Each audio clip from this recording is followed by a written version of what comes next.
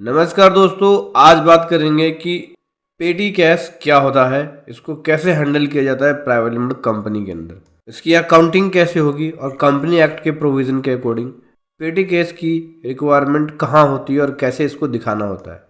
Tax compliances भी समझेंगे और किस हिसाब से इसको मैनेज करना होता है ये भी समझेंगे। बहुत कुछ सीखने को मिलेगा, बहुत कुछ समझने को मिलेगा इस वीडियो के अंदर।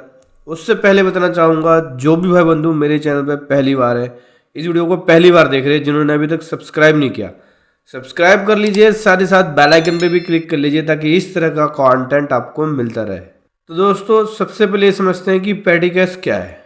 पेटी एक्सपेंसेस एक स्मॉल अमाउंट है मनी का जो कि हाथ में रखना होता है, जो सभी तरह के एक्सपेंसेस है या रीएम्बर्समेंट है जो एम्प्लॉय ने कंपनी के बिहाफ पे किया है उसको करने के लिए, जहाँ पे चेक देना या इलेक्ट्रॉनिक ट्रांसफ़र करना, एनईएफटी करना, आरटीजीएस करना पॉसिबल नहीं है। तो उस तरह के एक्सपेंसेस को पेडी कैश एक्सपेंसेस के थ्रू हैंडल किया जाता है। इसके अंदर stationery expense, postage expenses, small expenses, repair expenses, refreshment, इस तरह के स्टाफ वेलफेयर एक्सपेंसेस को मैनेज किया जाता है। प्राइवेट लिमिटेड कंपनी में कंपनी एक्ट के अकॉर्डिंग पेटी कैश को हैंडल किया जाता है। हालांकि कंपनी एक्ट 2013 के अंदर कोई स्पेसिफाई प्रोविजन नहीं है कि पेटी कैश को कैसे हैंडल करें, लेकिन आप जर्नल और अकाउंटिंग और कंप्लाइंसेस के बेस पे इसको आप हैंडल कर सकते हो। तो पेटी कैश के लिए आपको क्रिएट करनी होती है पेटी कैश पॉलिसी, जिसके अंदर डिफाइन करना होता है पेटी कैश का पर्पस। अगर आप प्राइवेट लिमिटेड कंपनी चला रहे हैं या प्राइवेट लिमिटेड कंपनी की अकाउंटिंग कर रहे हैं तो सबसे पहले आपको उसका डिफाइन करना पड़ेगा पर्पस कि पेटी कैश का यूज़ कौन कौन से एक्सपेंसेस के लिए और किस तरह की ट्रांजैक्शंस के लिए किया जाएगा। दूसरा, आपको पेटी कैश के अंदर एक लिमिट सेट करनी पड़ेगी कि मैक्सिमम पेटी कैश के फंड की लिमिट इतनी होगी। फिर ऑथराइज पर्सन यहाँ पे इस्टेब्लिश करना होगा कि ऑथराइज पर्सन कौन है इसका जो इसको हैंडल करेगा वो। फिर रिस्पॉन्सिबिलिटी देनी पड़ेगी। ऑथराइज पर्सन पेटी कैश के फंड को इशू करेगा और असाइन करनी पड़ेगी रिस्पॉन्सिबिलिटी। एक अकाउंटेंट को या एक कैशियर को रिस्पॉन्सिबिलिटी असाइन करनी पड़ेगी कि वो पेटी कैश के अकाउंटिंग को हैंडल करे और पेटी कैश के फंड को मैनेज करे।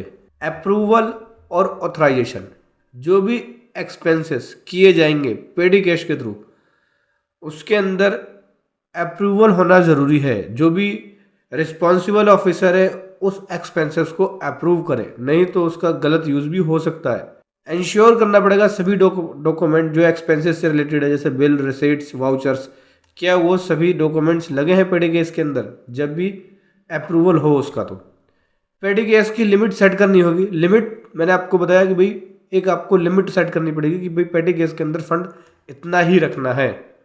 तो फॉर एग्जांपल के लिए आप 5 से 50,000 के बीच रख सकते हैं पेटी कैश की लिमिट, लेकिन कंपनी की रिक्वायरमेंट अगर ज़्यादा है तो उस हिसाब से पेटी कैश के बैलेंस को बढ़ा सकते हैं। आप चाहे तो 1,00,000 2,00,000 का भी रख सकते हैं, अपने रिक्वायरमेंट के अकॉर्डिंग पेटी कैश के अंदर बैलेंस रख सकते हैं, जो कंपनी के बिहाफ पे एक अकाउंटेंट फंड को मैनेज करेगा और वो वहाँ पे उस तरह के अमाउंट को खर्च करेगा और पेटी कैश के जरिए उसको हैंडल करेगा। मेंटेन करने का पड़ेगा आपको एक प्रॉपर रजिस्टर पेटी कैश का अगर यूज़ किया जा रहा है। देखो, कैश को मैनेज करने के लिए आपको एक कैश बुक रखना पड़ेगा, चाहे तो आप मैनुअल कैश बुक रख सकते हो या फिर कंप्यूटराइज कैश बुक का यूज़ भी कर सकते हो। आपको एक प्रॉपर एक रजिस्टर बनाना होगा, चाहे आप कंप्यूटराइज कर लो या मैनुअल रजिस्टर बना लो, जिसमें आपको date of transaction, receipt of expense, amount कितना खर्च किया गया वो, बैलेंस कितना है पेटी कैश का वो, सपोर्टिंग डॉक्यूमेंट है, ये सब आपको रखना पड़ेगा। पीरियोडिक रिप्लेनिशमेंट, देखो रेगुलरली पेटी कैश बनाने के बाद, पेटी कैश फंड बनाने के बाद रेगुलरली रिव्यू करना पड़ेगा। रेगुलरली ये चेक करना पड़ेगा कि जो भी इशुएंस हुई है, ये जो भी बैंक ट्रांसफ़र हुआ है, जो भी खर्च हुआ है अमाउंट, वो लिमिट के अकॉर्डिंग है या नहीं है, उससे ज़्यादा तो नहीं हो रहा है। जो भी एक्सपेंसेस किए गए हैं प्रीवियस एक्सपेंसेस, उन सब को एक बार रिव्यू करना पड़ेगा और चेक करना पड़ेगा कि वो सही है या नहीं। रिकन्सिलेशन और इंटरनल कंट्रोल, रिकन्सिलेशन पेटी कैश की अकाउंट की मंथली की जाएगी। पेटी कैश को रिकन्सिलेशन होना ज़रूरी है, ये पीरियडिकली, ये मंथली आप यहाँ पे इसका रिकन्सिलेशन कर सकते हैं। वेरीफाई करना पड़ेगा कि टोटल कैश इन हैंड जो है प्लस वाउचर्स हैं वो पेटी कैश लिमिट के अकॉर्डिंग है या नहीं है। अकाउंटिंग की बात करें तो रिकॉर्ड करनी पड़ेगी पेटी कैश की ट्रांजेक्शन्स बुक्स ऑफ अकाउंट के अंदर, रिलेवेंट एक्सपेंसेस हेड के अंदर। इंश्योर करना पड़ेगा पेटी कैश की ट्रांजेक्शन से कि वो फाइनेंशियल स्टेटमेंट में है कि नहीं, जैसे balance sheet profit and loss account के अंदर दिखाया है कि नहीं दिखाया है पेटी कैश की ट्रांजेक्शन्स को। टैक्स कंप्लायंसेस भी देखना पड़ेगा। जब भी आप पेटी कैश से एक्सपेंसेस को करेंगे तो जो भी एक्सपेंसेस वाले इनवॉइस होंगे क्या वो जीएसटी वाले इनवॉइस है या नहीं है, प्रॉपर जीएसटी वाले इनवॉइस को आप करेक्ट करें ताकि आपको आईटीसी उसका मिल जाए। एक्सपेंसेस को ये देखना पड़ेगा company accounting and tax policy के हिसाब से एक्सपेंसेस है या नहीं। ऐसा तो नहीं कुछ पर्सनल एक्सपेंसेस जो ब्लॉक क्रेडिट में आ रहे हो सेक्शन 17 सेक्शन 5 के अंदर। कंपनीज एक्ट 2013 के अकॉर्डिंग पेटी कैश के अंदर कोई भी स्पेसिफाई प्रोविजन नहीं है, लेकिन कुछ जनरल प्रिंसिपल है जो अप्लाई हो जाएगा पेटी कैश के अंदर। जैसे कि सेक्शन 128 के अंदर बुक्स ऑफ अकाउंट्स के अंदर सभी फाइनेंशियल ट्रांजैक्शन रिकॉर्ड होने चाहिए इंक्लूडिंग पेटी कैश एक्सपेंसेस। ठीक है, ये सेक्शन 128 बोलता है। सेक्शन 134 बोलता है कि इंश्योर करना होगा डायरेक्टर की रिस्पॉन्सिबिलिटी कि मेंटेन हो रहा है कि एक्यूरेट रिकॉर्ड और इंटरनल फाइनेंशियल रिकॉर्ड।